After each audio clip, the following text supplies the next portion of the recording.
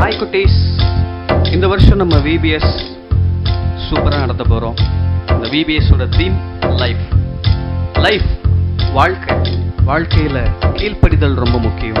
So அந்த கீழ்ப்படிதலை வச்சு தான் இந்த வருஷம் சாங்ஸு, லெசன்ஸு எல்லாமே இருக்கும்.